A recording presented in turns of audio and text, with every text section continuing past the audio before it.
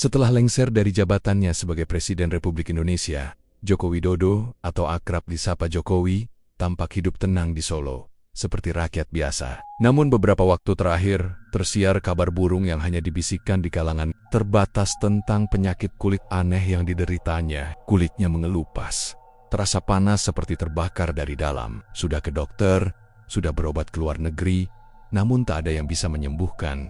Sebagai seorang spiritualis dan praktisi tarot, Denny Darko diundang oleh seseorang dari lingkar dalam untuk mencoba mencari tahu apakah ada unsur non-medis di balik semua ini. Saat Denny Darko duduk di ruang ritualnya, ia mulai membuka satu persatu kartu tarot. Kartu pertama yang muncul adalah The Devil. Tangannya gemetar. Kartu ini tak pernah muncul kecuali jika ada energi hitam yang sangat kuat. Bisik. Denny the Devil melambangkan pengaruh jahat, keterikatan batin dengan sihir, dan manipulasi energi astral. Ini menandakan bahwa penyakit yang diderita bukan penyakit biasa. Ada unsur santet, kiriman dari seseorang yang pernah merasa dikhianati oleh Jokowi. Kartu kedua adalah The High Priestess, seseorang yang ahli dalam ilmu gaib, perempuan, tapi bekerja di balik layar. Jelas Denny, sosok ini bukan dukun biasa. Ia memiliki pengetahuan kuno, berasal dari pegunungan selatan Jawa, tempat yang kerap dikaitkan dengan Ratu Pantai Selatan. Ia tidak mengenal media sosial, tidak eksis di dunia modern, tapi namanya dikenal oleh para pejabat tinggi yang pernah mencari kekuatan supranatural. Denny mencatat petunjuk. Seseorang pernah mendatangi perempuan ini saat merasa kehilangan kekuasaan. Orang ini tak ingin Jokowi tenang pasca masa jabatannya. Kartu ketiga, The Tower, menandakan kehancuran besar yang disengaja. Ini bukan hanya kiriman penyakit. Ini bentuk peringatan bahwa Jokowi tidak akan bisa menikmati masa pensiunnya dengan damai. Denny mulai mencurigai ini bukan sekadar urusan pribadi, tapi politik tingkat tinggi, konflik kekuasaan yang tak terlihat publik. Ada dendam lama yang mungkin berakar dari keputusan politik Jokowi saat masih menjabat. Dalam sesi meditasi malam, Denny membakar lilin dan membaca mantra. Ia melihat bayangan kulit melepuh, tubuh menggigil di ranjang. Di sudut ruangan muncul sosok tinggi berjubah hitam, tanpa wajah, memegang segenggam tanah kuburan yang dilempar ke dalam tungku perapian. Denny mendapat bisikan dari alam bawah sadar orang itu. Masih dekat, masih punya akses, masih pura-pura tersenyum di layar. Kaca, kartu keempat, Seven of Swords, memperjelas semuanya. Ada pengkhianatan, bukan dari musuh luar, tapi dari orang dekat. Seseorang yang pernah dipanggil sahabat. Denny mengecilkan matanya, menatap api lilin yang berkedip aneh. Dalam mimpinya malam itu, ia melihat dua pria berdiri bersebelahan. Salah satu dari mereka memegang keris berkarat yang ujungnya meneteskan darah. Pengkhianat itu pernah satu panggung, pernah menyuarakan kesetiaan.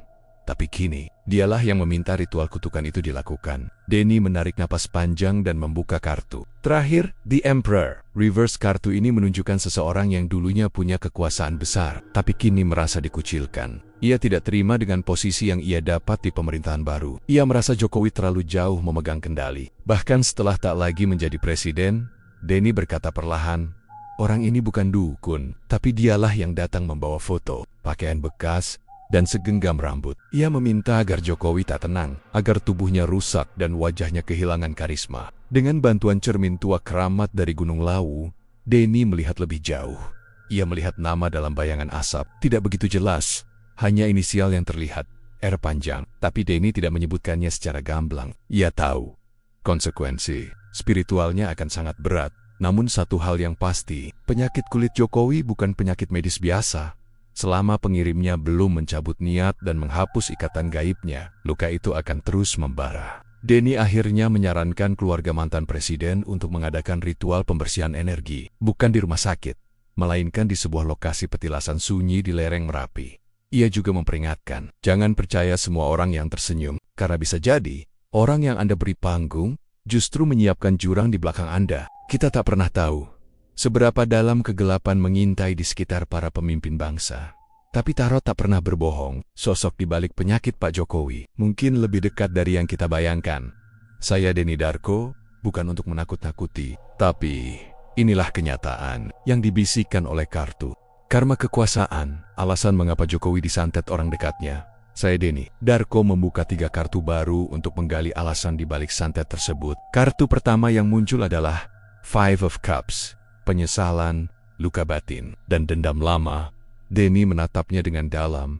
Orang ini merasa diabaikan. Ia mengira akan dijadikan penerus, digandeng masuk lingkar dalam kekuasaan, tapi justru ditinggalkan. Kartu ini mengisyaratkan bahwa hubungan personal dan politik yang retak adalah akar masalahnya. Ada seseorang yang merasa dikhianati oleh janji-janji yang tak ditepati. Ia dulu berdiri di belakang Jokowi, bahkan membantu membukakan jalan menuju istana. Tapi begitu masa jabatan hampir usai, namanya tak disebut, tidak dibawa, bahkan dilupakan.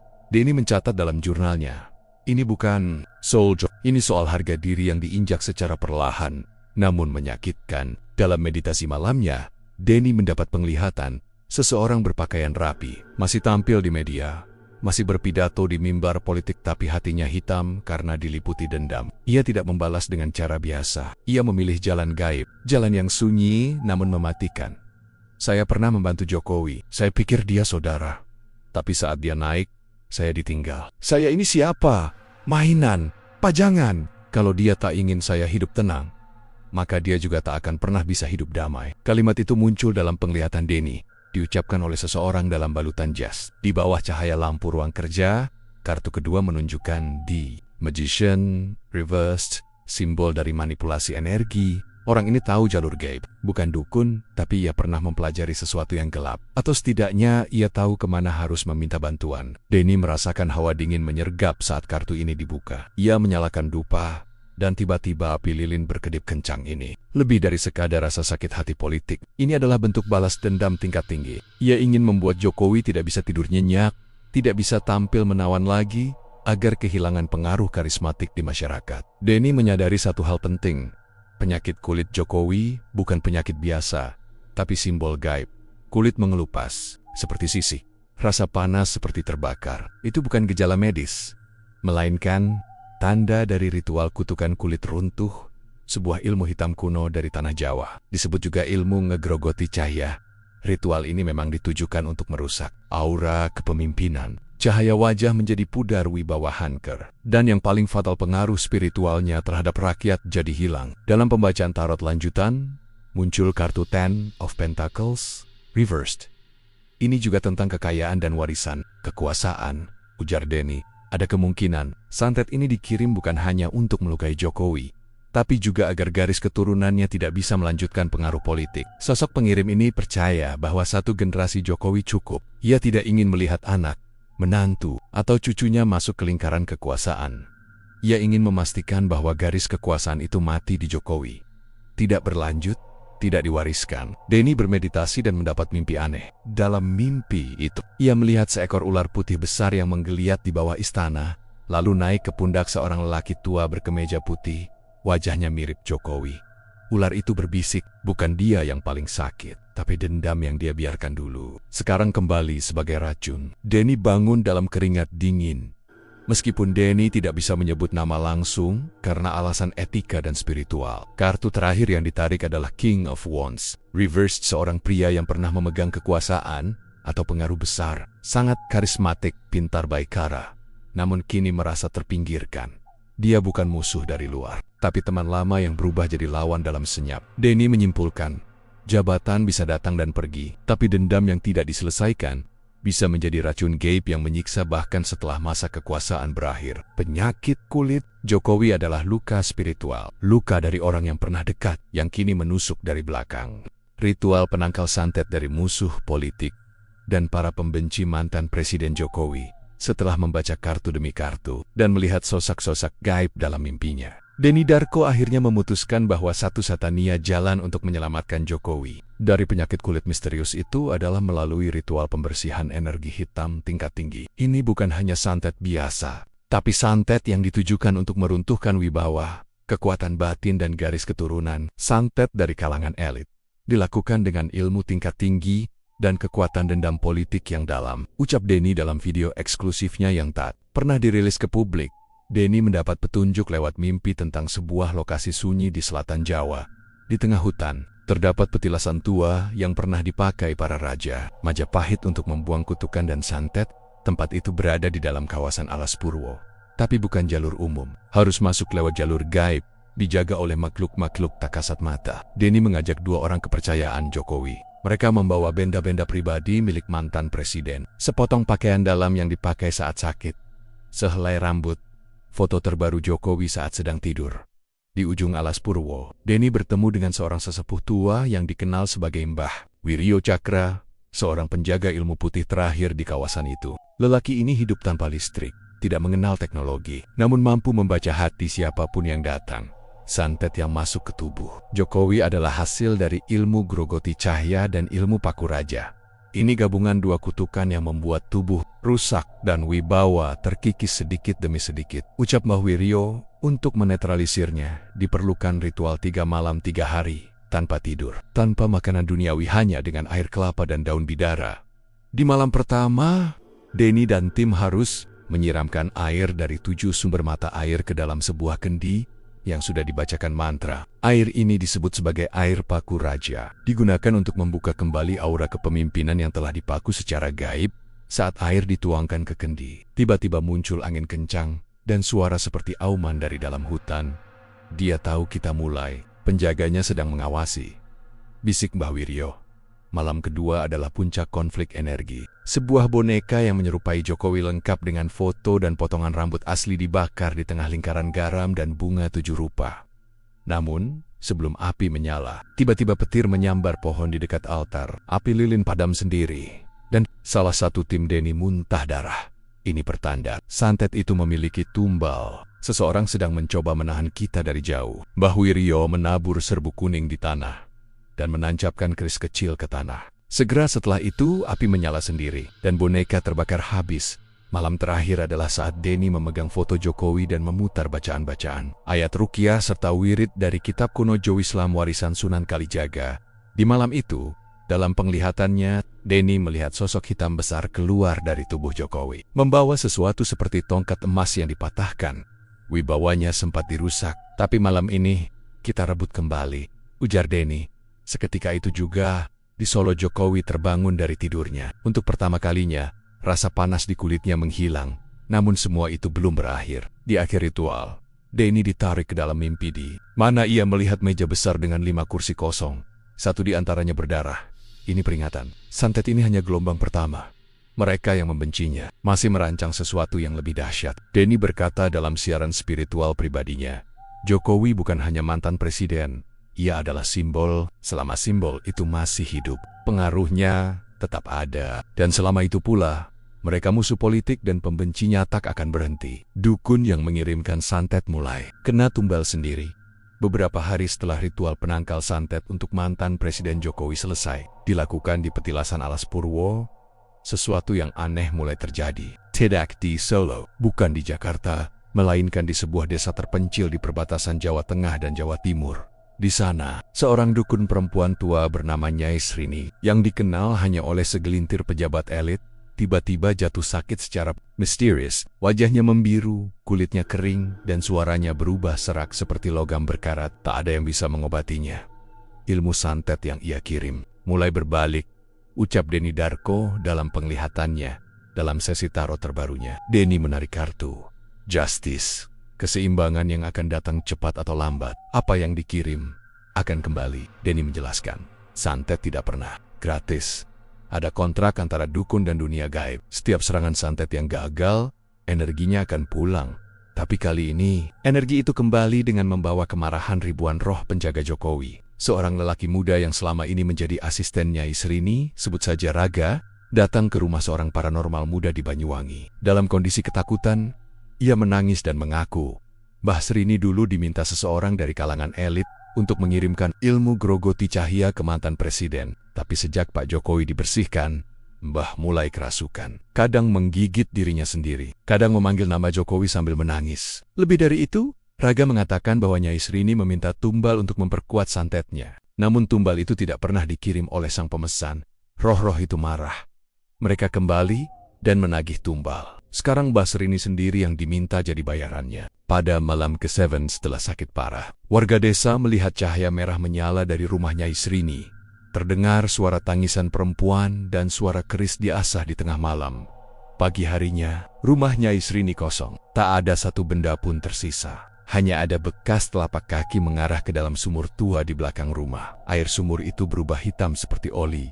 Nyai Srini telah dibawa oleh pasukan gaibnya sendiri, gumam Mbah Wiryo, sang penjaga ilmu putih di Alas Purwo. Denny menarik satu kartu terakhir malam itu, The Hangman, korban dari perbuatannya sendiri. Dibayar oleh kekuatan tak kasat mata. Ini ada peringatan untuk siapapun yang bermain api di ranah ilmu hitam politik, ujar Denny.